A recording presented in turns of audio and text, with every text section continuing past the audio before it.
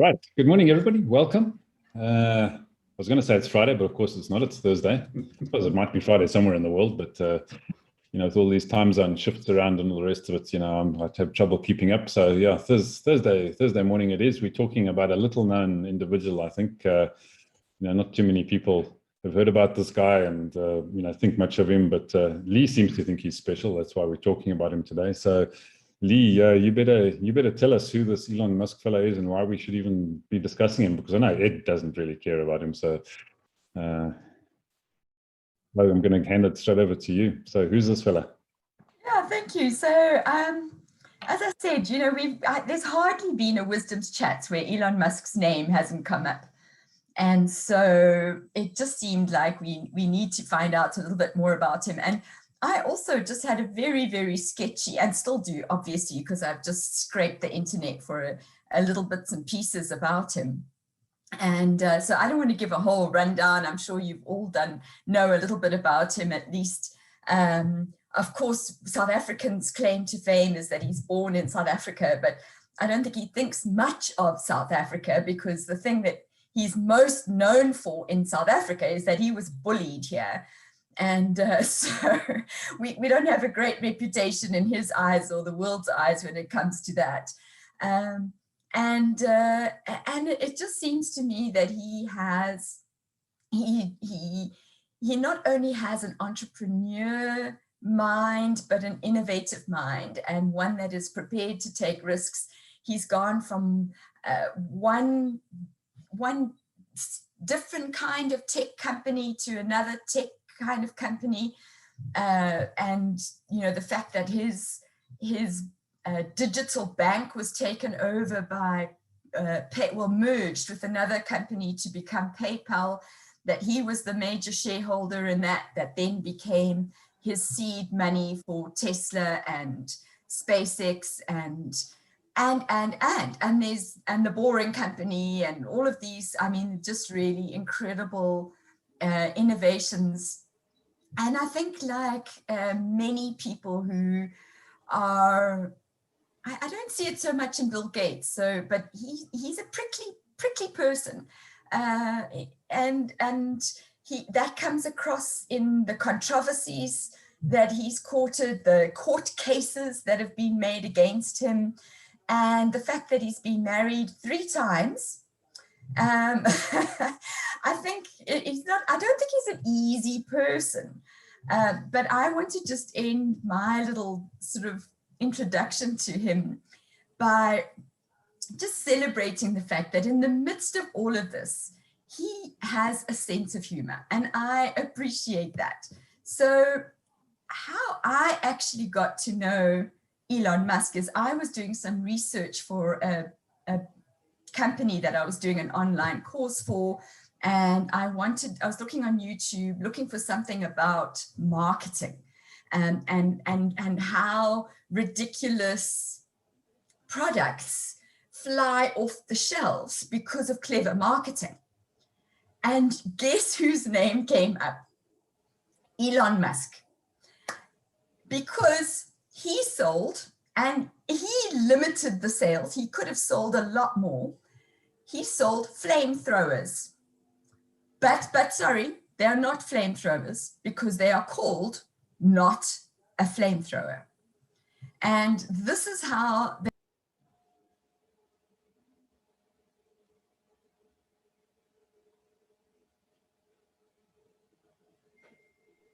Lee, you managed to mute yourself. Lee, you managed to mute yourself. Okay, so this is what it says on the website. Flamethrowers, 20,000 flamethrowers sold. Fire extinguishers sold separately for exorbitant amounts of money. Additional customs fees may apply for international orders because of laws. International customers can receive a full refund if not happy with said fees. Before shipping, aspiring flamethrower aficionados will be sent a terms and conditions rhyme for review and acceptance. May not be used on Boring Company decorative lacquered hay bales or Boring Company dockside munitions warehouses. So I think anybody that has that on their website and sells not a flamethrower has my vote. Yes, good morning. Good morning, everyone. Good morning, everyone. So yeah, so we are talking about Elon Musk. These days, I'm reading the book on the Elon Musk only. What I came to know about him, he is a like serial entrepreneur. If you want to be a serial entrepreneur, you should follow or take the guidance from the Elon Musk. At the age of 27, he sold his first company Zip2, and which was more focused on that your location wide restaurant searches, all the businesses he was bringing online. And at the age of 27, he sold this company and earned his profit was $22 million, and that he used in purchasing one of his flats, luxurious car, and then the rest of the money he invested in another company. So this shows like how much how he was investing his money, or is earning money from one business to another business to some other business. So this is called the serial entrepreneur. And it's my suggestion to the youth as well. So if you want to become like him, or more than his entrepreneur journey, you should follow or get the guidance from him, from his knowledge and expertise. He was a coder, he's a sales guy, he was a banker, and he used to solve the problems from his innovation, from his ideas, and from the problems. So when he started the X.com, he had a problem from, he was doing a job in a banking, and his manager said there is some debt on the bank, and let's find out the value of this debt. When he found the value, so value was a double. They were paying 25 cent per dollar, I think. And then the amount that profit that bankers were earning was 50 cent, so that was a double profit. And that idea came in mind, there is a big business behind this, no one knows about it. Then he started X.com, and then his next journey, like PayPal, Tesla, SpaceX, all these ventures are coming. So this is what I, and even I follow personally to him, because I am being an entrepreneur, I need some guidance, I need some strategy to follow. So that's he's my it's my like guru, I can say. Great, thanks, Kamal, for that rundown on his career path. So now we know a little bit more. Yes, Thabiso. Yeah. Yes, I'm happy we're talking about Elon Musk because he's a big favorite of mine, you know. I like his companies, especially, you know, when it comes to like the solar city panel thing. Like he's a big guy in terms of like renewable energy. And of course, Tesla, like, wow. I think I love him because he's like very innovative, you know, and you know, he wants to take he wants to take humanity to Mars. I think that he has like wonderful ideas, you know. He's like, I don't know, I just love Elon Musk. I'm just so happy that we're talking about him today. So yeah. I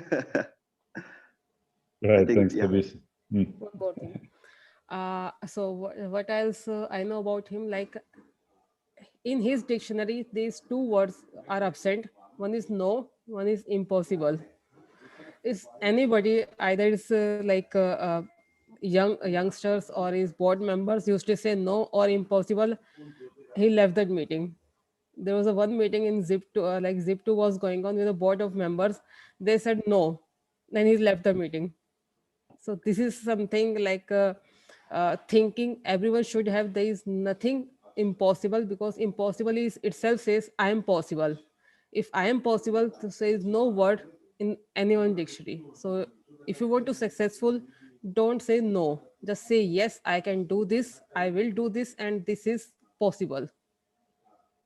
Great, thanks. Yeah, I like that. I didn't know that about him. So yeah, that's an interesting bit of information. So, Ed, I know you love Elon, so I think we'll go across to you next. Yeah, strange enough, I don't know much about the guy, so I did a little bit of digging about, and the first things I found quite encouraged me actually. because, and I'm surprised Trevor's never mentioned this, he's a big advocate of universal basic income, which we talked about quite a few months ago. So I was really pleased with that. And I was also pleased with the fact that he used to be on 2 advisory panels for Trump. And then when Trump pulled out of the Paris Climate Accord, he resigned his position in protest. So the guy went up in my estimation quite a lot from just those 2 things. I'm not so impressed with the business stuff, and I'm not so impressed with the science stuff. And I do wonder how many people get on by following what he does. Because to be a Elon Musk or a Bill Gates, or who's the other guy, the Amazon, yeah, the Amazon guy, yeah, you have to be a special kind of person, and most of us aren't that type of person. And I don't think rocket science is that difficult. All you do is a bit of maths and you get it right. And money, maths and money, you've got it right. Dealing with people is much more difficult, as we saw with his little spat with one of our British heroes that got the guys out of that cave system. He had a bit of a go at them, and it ended up in a court case. And then I found his Musk Foundation fascinating. I don't know if you've looked at the website for the Musk Foundation. It's actually got less words on it than you can get in a tweet, which is really, really interesting. And he's also signed up to the Giving Pledge, which a lot of people have signed, a lot of billionaires have signed up to. The interesting thing about the Giving Pledge, which is they pledge to give away their wealth, or some of their wealth. Well, in aggregate, all the people that have signed the Giving Pledge have got wealthier since they signed it.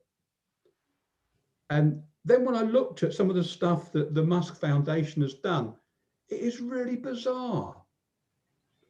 And you might know, when he first started his rocket campaign, he wanted to use old missiles from Russia. And he tried buying some Russian intercontinental ballistic missiles. And they turned him down in the end, and he went a different way. But it's interesting, he's made some donations to Global Green, which is a charity formed by Mikhail Gorbachev, who you might remember was the ex-leader of Russia. So I think that's really, really weird. And then you look at some of the donations, they're quite small. And you remember we had that thing, $1 billion in change, where that other guy had a foundation when we couldn't find any information about it. I really do think these American foundations are in some ways a con. And I'm going to do some investigation around the tax applications. And certainly as the one article I managed to find that had some detail, which was in The Guardian, seemed to indicate that most of the money went to organizations that were run by family members. But I'm not taking away, the guy has done amazing stuff, but I think he's looking in the wrong direction. You know, why do we need to go to space when we haven't sorted out where we are first? And we're going to take all our rubbish with us when we go into space. Let's look inwards. And I don't know whether you saw it yesterday, the most exciting thing going in science, they found a new force. I don't know whether you know that there are 4 basic forces: gravity, electromagnetism, and then they kind of lost the will to name things properly. And there's the weak force and the strong force. But yesterday they announced that when they were watching a muon being hurled around a particle accelerator and watching it wobble, it didn't wobble as they expected. And they reckon they've discovered this 5th force. which they're going to call the fifth force. So I think there's loads of stuff we've still got to learn. We don't understand. We can make calculations to get a rocket to Mars. We can put a drone on Mars. Wasn't that fantastic? But we don't understand what makes the whole world up, what makes space up. We don't understand that. And then we also don't understand how to treat our planet. And there's the contradictions with Elon Musk. Tesla and the green agenda, and he actually has lots of green projects. And then he's got this ruddy great big space project that's gobbling up carbon and fuel and polluting the atmosphere like no one's business. And then to make it even worse, he invests in Bitcoin. And Bitcoin uses a tremendous amount of power and produces a tremendous amount of greenhouse gases. So you kind of think, where is the guy's mind? He's all over the place. And actually, if he was so great, he would have solved our problems. He would have solved poverty. He would have solved the energy crisis. He would have solved inequality. He would have solved climate change. But he hasn't. He's just stuck a drone on Mars, which actually, if you just do your sums, anyone can do. Thanks, Ed. That was a really, really mixed message. But the one thing you did for me there is you've totally destroyed Star Trek forever. So you can't say now the Force will be with you. You've got to say the 5 forces will be with you. I did wonder why they didn't call it sort of something like the Skywalker or the Obi-Wan Kenobi or something, but yeah, the fifth force. There you go. So Ish, your thoughts on Elon? I think Elon Musk tells me only one thing, that keep your eyes and ears open and you'll find a solution to any problem that you can imagine of. What he has done with any business, all he did was he kept his eyes and ears open. He found a very slight opportunity and then he made it count. Whether you talk about the green initiative, as Ed rightly mentioned, I don't think he's too concerned about the green initiative, but he sees it as a big opportunity of making a hell lot of money, and he's seizing on that opportunity. Because what Ed mentioned is correct. If he is so serious about green initiative and making the world better, he would have never joined hands with Bitcoin, which is not seen as something productive by anybody who is serious about making the world better. But yes, if you have to learn something from Elon, it's what Komal mentioned. Remove the word no and impossible from your dictionary and replace it with the thought, how can I make things happen? The moment you begin to rationalize that thought in your mind, things would happen for you.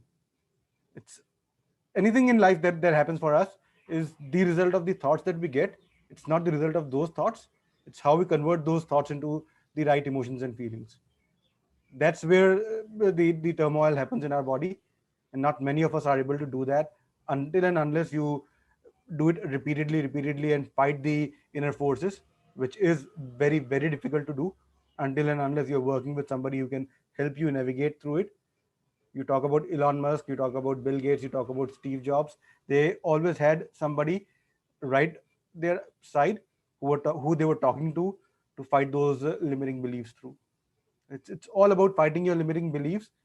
Anybody who is able to fight them through will see magical things happening with him, and those who do not, they get stuck in the comfort zone and are happy doing what they are.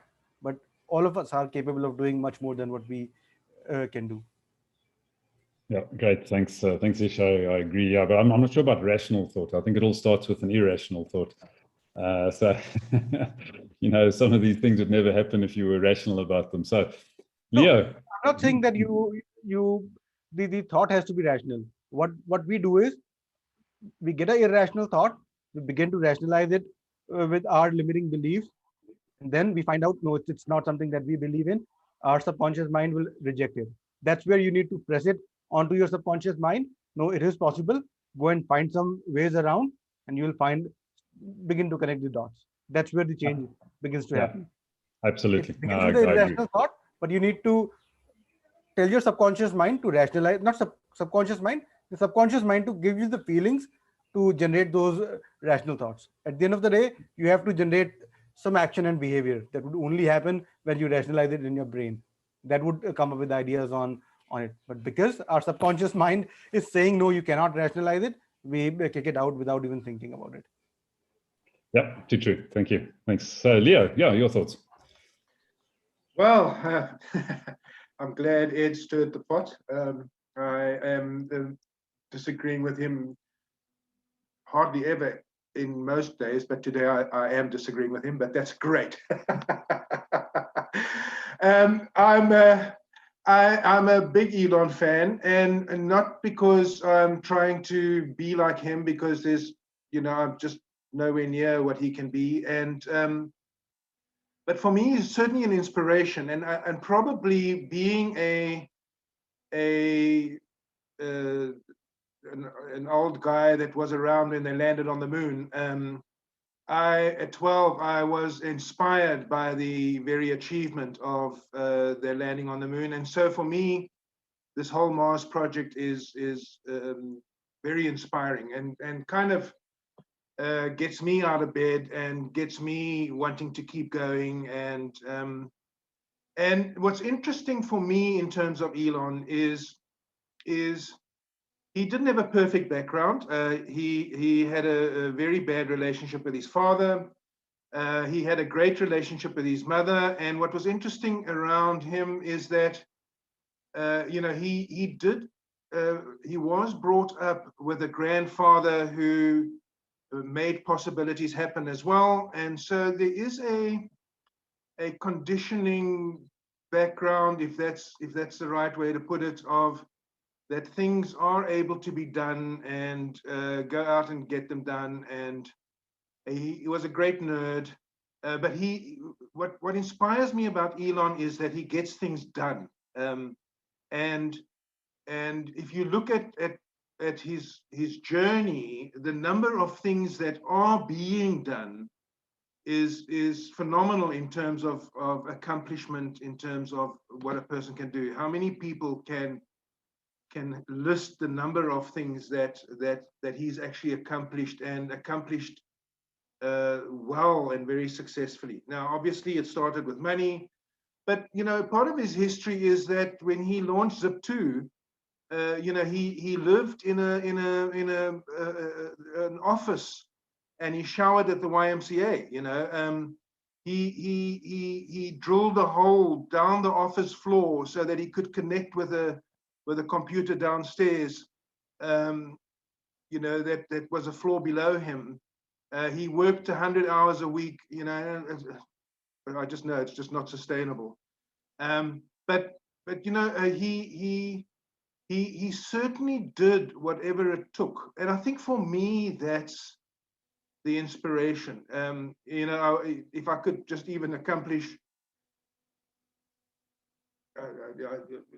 a millionth of what he has done, I think I'll be happy. But I think that the reality is this: for him, Mars gets him out of bed. He does things that people said don't do. I'm busy on this project, and my sister in England says don't do it. It's never been done in South Africa because there's a reason why it hasn't been done in South Africa. And I'm thinking, well, there's a reason why people threw rockets away. And now he's landed them. He's already landed one rocket 9 times. Now, if you think about it, a rocket booster costs 60 million. If you fly the thing 10 times, all of a sudden it doesn't cost 60 million, it only costs 6 million. And that's a significant saving in terms of getting people into space. And so I'm thinking, well, he's got these amazing dreams, and then he has this ability. And I think there's a big difference between visionary and execution. That sounds bad. But a person who can execute. And I think I lack that execution ability, in terms of getting lots and lots of stuff done and accomplished. And I think for me, that's the inspiration. You know, I mean, you have to laugh at the flamethrower, and yet 20,000 blooming things. You know, I mean, for goodness sake, I mean, you know, that's not even his business. You know, and you know, I would take the view like, thank goodness he's not looking at doing everything, because you know then nothing gets done. You know, so I say, go Elon, go to Mars. I'm with you all the way, and if I have to deliver my ashes there one day, because I actually can't go myself, you know, that's it. Right, thanks, Leo. Yeah, as you were talking again about the flamethrower, made me think about another fellow we've come across fairly recently, who's built a 100 million plus business in a fairly short space of time, and he launched his career with a potato gun. So, you know, flamethrowers, potato guns, don't ridicule the ridiculous. So, Trevor, I won't ridicule you, but it's over to you now. Yeah, I don't know enough about Elon Musk to actually comment, so I was interested to get all the inputs from everybody. I think something that stood out for me was the beginning of Trump's presidency, when he invited all of the billionaires into a meeting. And I'm not certain whether Elon Musk actually turned up and left that meeting, or whether he just told him to get stuffed. And what it reminded me of is this concept of get stuffed money. To have enough money around to turn around to Donald Trump and Ed Chapman, and no matter what they actually say, he can just turn around and say, get stuffed, I'm off to SpaceX, I'm launching this blooming thing, I'm doing it, it's my money, it's my life, and I'm in control of it. You guys can say what you like, I'm running my ship. So I suppose, you know, and if I think about it, if he was just up the road, 20 minutes from me, I think he was in Pretoria at school. I know the type of character that is around here, because I've been told to get stuffed so many times by all these people that live in and around Joburg and Pretoria. It's just not true, but I thought that was because I was a Durban boy. But it is not. I think there's some type of mindset that perhaps is grown from here. So I don't know where it comes from. I don't know where it was born. I don't know enough. But what I'm really interested in is how each and every individual that is inspired by him took something from him, no matter whatever the negatives are. They took something that they take as inspiration. They turn around and say, hey, I just want to accomplish a millionth of what he does.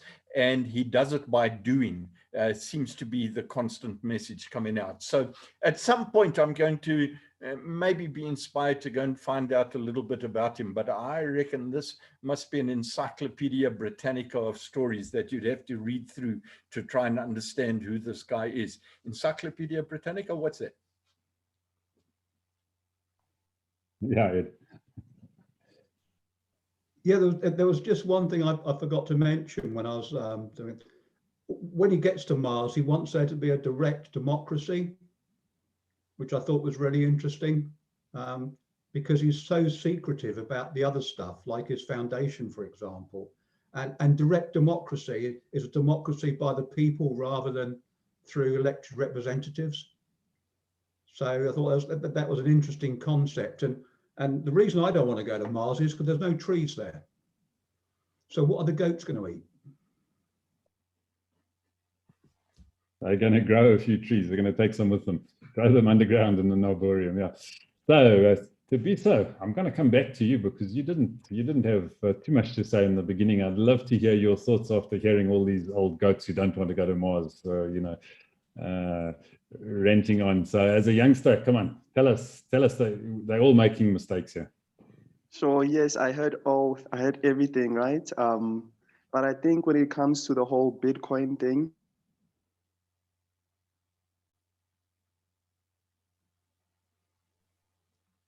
Like we've lost him. It must have been a Bitcoin transaction that cut him off. Did you pay your subs in Bitcoin to be so? We've lost you. Unfortunately, it looks like his link is frozen on us. Okay, all right. We'll give him a moment to see if he comes back. But yeah, I think it is fascinating, and you know, they often are the comments like it is made. You know, what happens if you plowed all that money into the saving the planet? Well, you know, you probably find that the innovation wouldn't be there, because I think the innovation that is generated by many of these things then does get used in other areas.